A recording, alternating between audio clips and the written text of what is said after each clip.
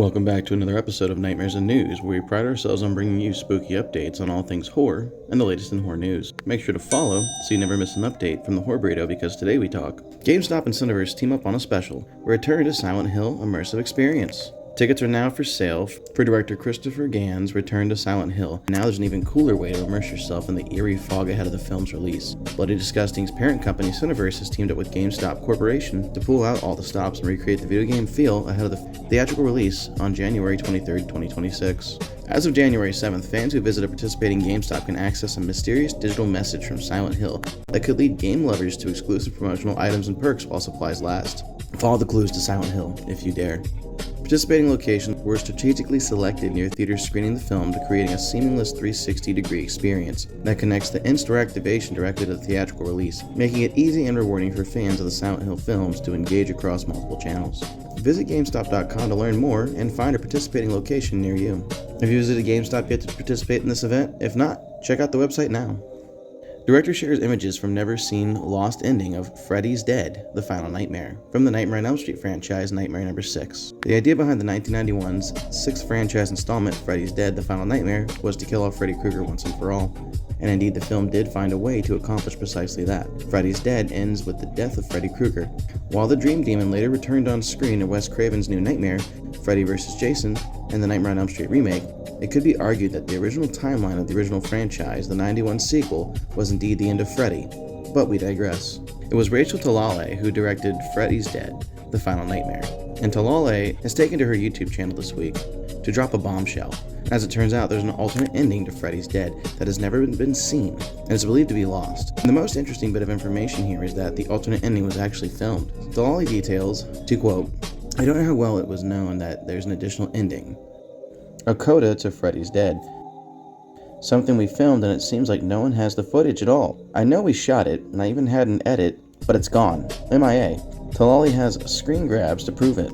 In the never-before-seen lost ending to Freddy's Dead, the demons that turned Freddy Krueger into a supernatural monster find a new host in the wake of Freddy's death. This coda basically has the demons from Freddy going into another boy's body. The cycle perpetuates. It was pretty much agreed universally that you can't call the film Freddy's Dead, The Final Nightmare, and have a coda like that. And everyone pretty much agreed that the film would be false advertising if they had released it that way. What do you guys think? Do you think it was a good ending, or do you think this was a mistake?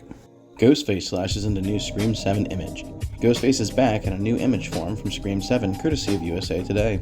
Who's behind the iconic mask this time? Find out when the latest installment of the slasher saga hits theaters on February 27th via Paramount. A new Ghostface killer emerges in the quiet town where Sidney Prescott has built a new life. Her darkest fears are realized as her daughter becomes the next target. Determined to protect her family, Sidney must face the horrors of her past and put an end to the bloodshed once and for all. Neve Campbell will return alongside franchise veterans Courtney Cox, David Arquette, Matthew Lillard, Scott Foley, Mason Gooding, and Jasmine Savy Brown.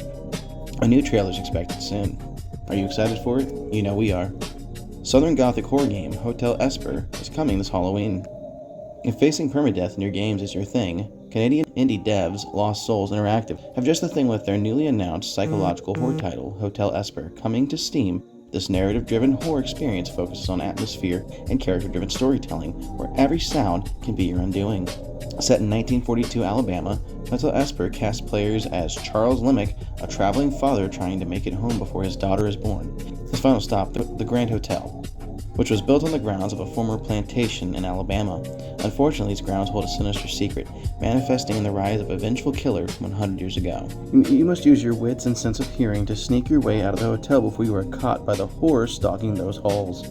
You'll need to use both careful planning and investigation skills to navigate the halls of the Hotel Esper, discovering secrets along the way to use to your advantage to make it out alive. You rely on stealth, timing, and the hotel's architecture to stay alive long enough to piece together the hotel's story. As mentioned, Hotel Esper focuses on its atmosphere, described as a study in silence, memory, and guilt by the developers. Look for Hotel Esper to launch on Steam this October with a playable demo planned for early 2026. Do you plan on picking this game up for your collection? Stranger Things creators, the Duffer Brothers, have 3 new series coming to Netflix this year. With Stranger Things having come to an end, series creator Matt and Ross Duffer are gearing up to depart Netflix and set up shop at Paramount, but they'll remain involved with several upcoming projects on the streaming giant. The Duffer Bros are executive producing 3 new series slated to debut on Netflix in 2026. The Burrows, and a seemingly picturesque retirement community. where a group of unlikely heroes must band together to stop a monstrous threat from stealing the one thing they don't have: time. The 8-episode genre series hails from showrunners Jeffrey Addis and Will Matthews, known for their work on The Dark Crystal, Age of Resistance. The next project, Something Very Bad Is Going to Happen, follows a bride and a groom in a week leading up to their ill-fated nuptials. That's not a spoiler, just read the title. The atmospheric horror series is created and written by Haley Z. Boston. And lastly, Stranger Things Tales from 85 is an animated series set in the winter of 1985, where the original Hawkins crew must fight new monsters and unravel a paranormal mystery terrorizing their town. The Duffers are also actively working on a live-action Stranger Things spin-off series, which will introduce all new characters from another town in a different decade. Stay tuned for additional details and release dates for all these projects.